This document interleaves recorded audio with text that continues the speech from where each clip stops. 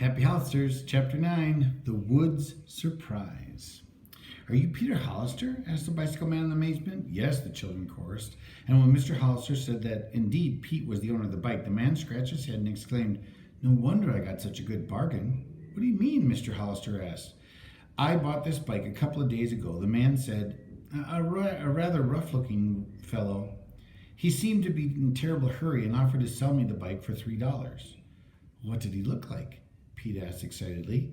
"Well, he was very tanned and wore rough clothes. There was something funny about him. Let's see, what was it?" "His hat?" Ricky asked excitedly. "Yes, that's it. He had a really strange little red hat." "That's the thief," Pete said. Then Mr. Hollister and Pete explained to the man how the small moving van had been robbed of all their toys. The bicycle man said thoughtfully. "I'm sorry to hear about that. I guess I'll have to give you the bike." Mr. Hollister said they did not want the man to lose the $3 he had paid for the bicycle. "Tell you what I'll do," the man said. "I'll charge you $3 to rent these bikes, and that'll even things up." "Fine," Mr. Hollister agreed, "and I'll tell the police about this at once. It will help them catch the thief." Pete was mighty glad to have a bicycle back and hoped that he would never lose it again. But just in case, he put the note around the bulb once more before screwing it back in. The family set off for a picnic spot. What an exciting ride. They went uphill and down, and when the children coasted down the little knolls ahead of their parents, they shouted and yiped like a bunch of cowboys. The Hollisters passed several groups of picnickers. All the fireplaces seemed to be in use.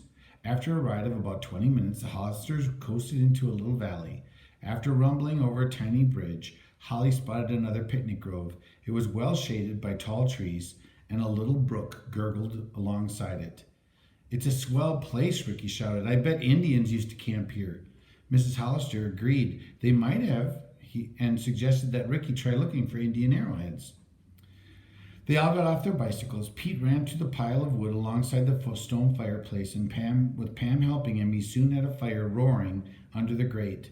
Then Mrs. Hollister opened the picnic basket. So there's the grate. See, they're building a fire, and they're going to cook their hot dogs there.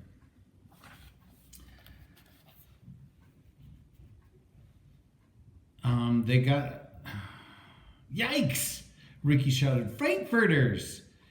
He wanted to nibble one right away, but his mother said they had to wait until they were roasted over the fire. In the meantime, he could gather twigs.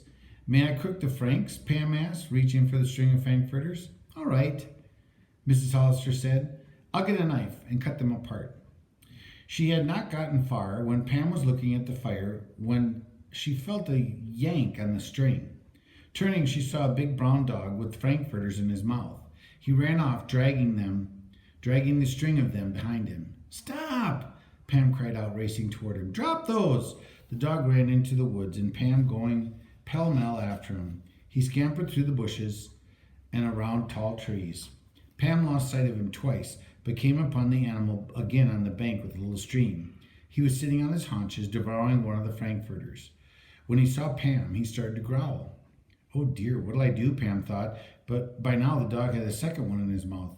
"I must get them back." As she went closer, the animal he growled louder, but Pam bravely reached down and grabbed one end, and the string pulled hard. The angry dog pulled at the other end, and finally one of the links broke, and both the dog and Pam tumbled backwards. The dog had only 2 Frankfurters, and Pam had 10. When the animal saw this, he leaped toward the girl. Screaming, Pam raced away from him, but the dog gained on her with every leap. So there's the dog chasing her with the Frankfurters. You can see the string of Frankfurters. "He'll bite me," Pam thought wildly. "I must do something quick." Up ahead she saw a tree with a low branch. She leaped up and swung onto it just as the dog lunged for her.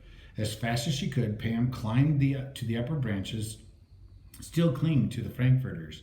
The dog stood under the tree, jumping and barking furiously. Pam cried out for help, but her family was a long way off. How long would the dog stay under the tree, she wondered.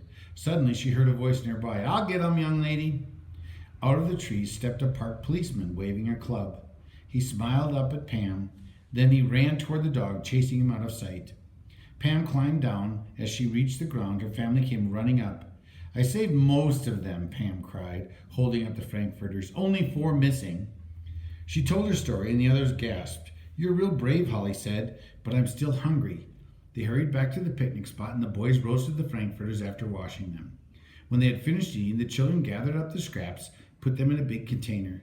Let's play games, Pete suggested. Holly said she would like to play the game Giant Steps, so the children did this. I'm going to hunt for arrowheads, Ricky said after a while. He disappeared into the thick pine woods, but in a few minutes came rushing back. He was holding his finger to his lips. Shh, he whispered. Don't make any noise. I found something wonderful. What?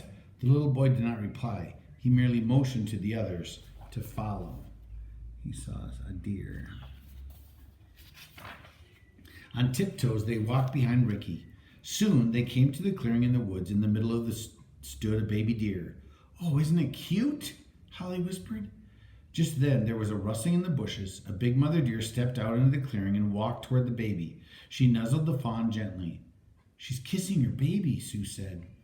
With that, the deer looked up and saw the Hollisters, but they did not run. They must be tame ones, Pam observed as the deer gazed at them with lovely brown eyes. Sure they are. I was petting them, confessed Rick. Slowly, the children walked toward the deer and finally petted them. Can you ride a deer? Ricky asked, thinking how nice it would be to bound around on one of those pretty animals. I don't think so, Mr. Hollister said. Although far away in Lapland, little Lap children sometimes ride on reindeer. Ricky decided to try this. He leapt up on the mother's back, but instead of getting a ride, he was tossed off. Both deer then dashed into the woods.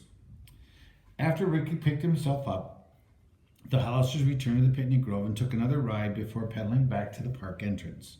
Did you have fun? The bicycle man asked as he put the bikes into the racks.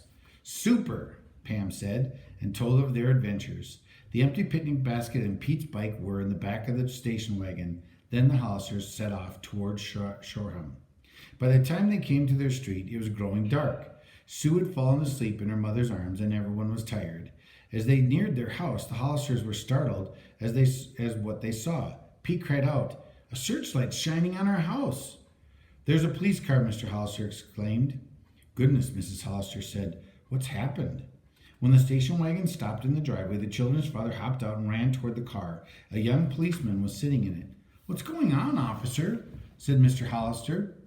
The police officer stepped from the car and introduced himself, saying that he was Cal Newberry of the Shoreham Force. We got a call that there was a prowler around your house, Mr. Hollister," he said. "The sergeant and I came out to investigate. He's around back looking now."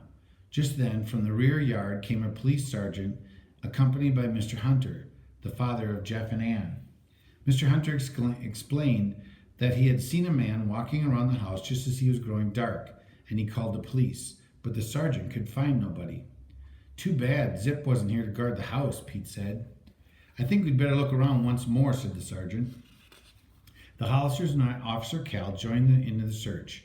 They looked under the bushes and behind the trees and tried the doors of the house. Suddenly Pete shouted, "Look, Dad, the cellar window's open a little." This window was concealed by a low bush, and the sergeant hadn't noticed it at first. "Maybe Joey broke in to get his cats," Pam said. Quickly, Mr. Hollister unlocked the front door. The children raced to the cellar. There in the corner lay White Nose and the kittens. "Oh, I'm so glad," Holly said happily. Meanwhile, Officer Cal was examining the ground outside the cellar window. He called in. "There are footprints here," he said. "Small ones?" Pete asked. "No, they are a man's prints." Mr. Hollister explained about the prowler who had been bothering them since they moved into Shoreham. "We'll keep an eye on this place," the policeman said. "I'll drive past here a couple times every night until this mystery's cleared up." The children hurried upstairs and walked with the policeman to his car. Nice Officer Cal turned off the searchlight, said goodbye, and the car started off. As the children returned to the house, the hall lamp made a path of light. In it, Pam spied a piece of cloth. Lying half hidden beneath a big azalea bush, she picked it up. "Here's a clue," she cried, hurrying into the living room where her parents were. "Why, it's a handkerchief," her mother replied. Pam held up a large red one for the others to see. "It's a workman's handkerchief," Pete said. "You know who has one like it?" "Who?" Ricky asked. "Roy Tinker. I saw one in his back pocket at the store the other day." "Roy Tinker?" Mr. Hollister said. Jeepers, Dad, Pete remarked. Do you suppose Tinker is the prowler?